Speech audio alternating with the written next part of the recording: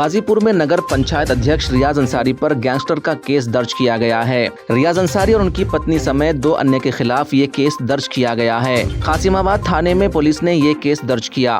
द्वारा माफियाओं तथा संगठित आपराधिक गिरोहों के विरुद्ध कार्रवाई के क्रम में कल दिनांक 30 अगस्त को थाना कासिमाबाद पर रियाज अहमद अंसारी और 3 अन्य व्यक्तियों के विरुद्ध UP gangster and anti social activities prevention act की समझी धाराओं के अंतर्गत अभियोग पंजीकृत किया गया है।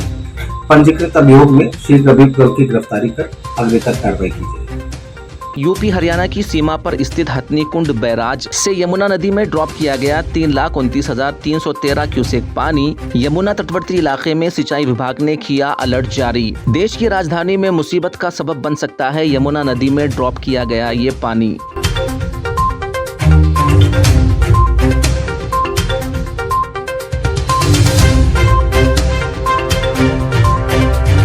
बजरंग बल के पदाधिकारी और कार्यकर्ताओं ने रामघाट रोड पर हुए जल भराव में नाव डालकर किया जोरदार प्रदर्शन। ये प्रदर्शन मेयर और नगर निगम के विरुद्ध में किया गया। इस बारिश के कारण अलीगढ़ हुआ जलमग्न।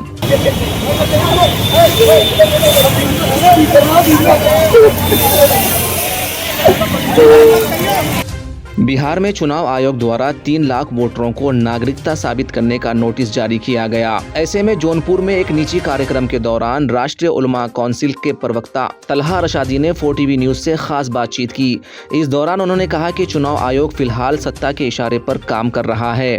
देखिए, साफ तौर पर ये प्रोपेगेंडा है और ये मोदी गवर्नमेंट का, जैसे ये खतरात तभी सामने आ गए थे जब मोदी गवर्नमेंट ने कानून बदला। जो ECI जो इलेक्शन कमीशन ऑफ इंडिया के चीफ कमिश्नर होता है, उसको नियुक्ति का जो एक कानून था उसको इन्होंने बदला और बदल कर ये कर दिया कि एक मौजूदा मंत्री, प्रधानमंत्री और विपक्ष के LOP जो हैं वो रहेंगे।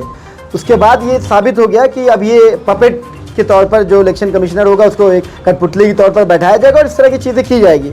उस वक्त अफसोस तो इस बात का है कि LOP मौजूदा राहुल गांधी जी हैं और पूरा विपक्ष इस बात को, हम जैसे लोग जब समझ रहे थे तो विपक्ष को उसी वक्त इस बात को उठाना चाहिए था, कोर्ट का रास्ता तय करना चाहिए था, इस पर सख्त एक्शन लेना चाहिए था। तो सोते रहे, जब आप सोते हैं तो चीज़ें खोते हैं। और आपने देखा कि किस तरह से महाराष्ट्र के चुनाव में क्या हुआ। उसके बाद फिर अभी आप देख रहे हैं हरियाणा की भी बात आ रही है कि वहाँ पे भी वोट रिगिंग हुई। तो ये जो वोट चोर का मुद्दा चल रहा है ये हकीकत है। और जब आप अपने किसी वफादार आदमी को कहीं पर बैठाते हैं तो वो वफादारी आपके साथ करेगा। तो चुनाव आयोग, अफसोस इस बात का है कि चुनाव आयोग देश की सबसे सर्वमान्य संस्था थी और उसकी निष्पक्षता पे कभी किसी को कोई रत्ती बराबर भी शक नहीं हुआ करता था। और विश्व की सबसे बड़ी जो लोकतंत्र कहा जाता है, हिंदुस्तान को सबसे बड़ी डेमोक्रेसी कहा जाता है, इसी वजह से कहा जाता है कि यहाँ जो चुनाव की प्रक्रिया थी वो पारदर्शी थी, ईमानदार थी और गैर जानिबदारा थी। पर ये जो अभी हुआ पिछले दिनों में, और हमने देखा किस तरह से चुनाव आयोग ने इस पर रिएक्ट किया, किस तरह से उन्होंने अपना पक्ष जहां रखना था वहां नहीं रखा, जहां नहीं रखना था वहां पक्ष रखा, और किस तरह से वो सिंपैथी कार्ड खेलने लगे। इससे चुनाव आयोग की छवि और धूमिल हुई है और पूरी देश में नहीं पूरे विश्व में भारतीय लोकतंत्र को नुकसान पहुंचा, उसकी छवि को नुकसान पहुंचा है। और विश्व का जो सबसे बड़ा लोकतंत्र का तमगा था, कहीं ना कहीं उसको झटका पहुंचा। ये बहुत अफसोसनाक है देश के लोकतंत्र के लिए और देश की आने वाली नस्लों के लिए भी।